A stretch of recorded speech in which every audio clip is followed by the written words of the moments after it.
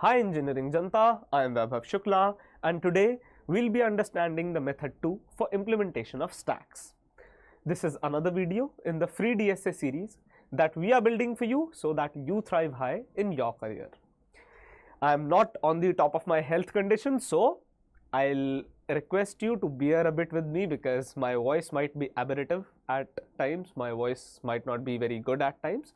So just a sincere request, bear me out for a while, fine, till I get back to my peak form, fine. So before I proceed further, it's the giveaway time and this is the comment that has been selected. So 928 underscore Farheen Sheikh 8, this is the username that has been selected for 3 months free Prep Insta Prime subscription. That is why I always say go ahead, comment below this video so that at least you stand a chance to win the free Prime subscription, fine. So whoever this user is, what you need to do is, I'll tell you, you need to do just one thing. On this email address support@prepinsta.com, at this particular email address you have to email, fine. And once you do that, what you have to email is your details, fine, about your college, your email address, your phone number. Alongside that, you have to send us a screenshot where this username is visible in your YouTube account details, fine. That is something very private to you, available to you only, fine. So you send that to us so that we can provide you with the access of Prep Insta Prime for free for 3 months, because for us that would be a proof that you're the same person who has been selected. So on your YouTube account or YouTube channel details or YouTube account details, you go, you will find this username, you take a screenshot, alongside that your email, your batch, your education details and your name and your phone number. You send this to support@prepinsta.com and we'll give you the free subscription, fine. Now moving ahead, why there's a blank slide? The reason is, first of all, I'll explain you what's linked list. The reason being, I'll give you a very brief overview, not in a lot of detail. The reason is, the implementation that we are trying to do is with linked list, fine. So you should know there is a data structure called as linked list which contains nodes like this, fine. In these nodes there are two parts. One part contains value, the other part contains address to the next node. Now this address to the next node is generally in the form of pointer to the next node. Basically this is nothing but, this is a pointer, fine. This pointer points to this particular node, fine. I would rather make this arrow in such a manner that it points to this node. So basically it points to this node, fine. This pointer to the next node points here, fine. This is address to the next node. You generally store address in some cases, or you create a pointer that contains the address or that points to the address of this memory location, which is the next node, fine. Now here you have again value, again a pointer, again value, and then there might not be any pointer, fine. There might not be any pointer further. So if there's no pointer further, then the list has ended. This is linked list. Finally, you just consider that this is a data structure which is called as linked list. There are various variations into it. There are double E linked list, circular linked list. When we'll come to the topic of linked list, we'll study this in detail, fine. हम इसे detail में वहां पढ़ने वाले हैं. अभी right now इतना समझ लो कि ये एक लिंक लिस्ट स्ट्रक्चर कुछ ऐसा दिखता है, ठीक है, बस इतना समझ के रखो. And how we'll implement stack using this, because पहले हम क्या यूज कर रहे थे, arrays, right. So array was like this, contiguous memory locations एक साथ सारे पड़े हुए थे.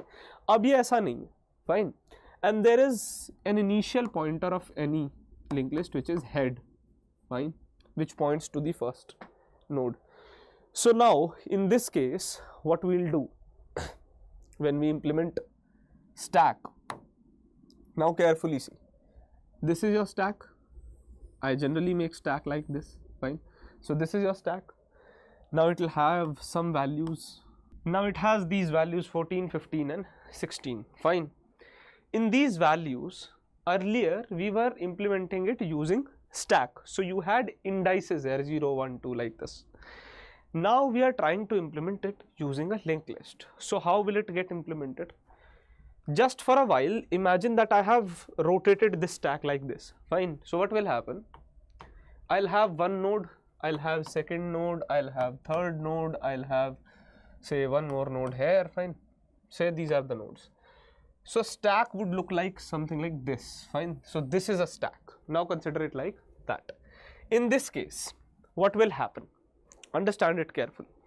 This is the entry point of the stack, fine. This is a place where you can find the first element or the element which last entered, fine, because whatever element is entered last, you can see it from the top, okay. Now the other three elements can be the elements in the bottom, say like this, these were the elements. So you can say it is 18, then a pointer to next node, then 16, then a pointer to next node, then 15, then a pointer to next node, and then 14, fine, pointer to nowhere. Just imagine nowhere. Just like this I am representing nowhere, however you can put null or the ending value /0, fine.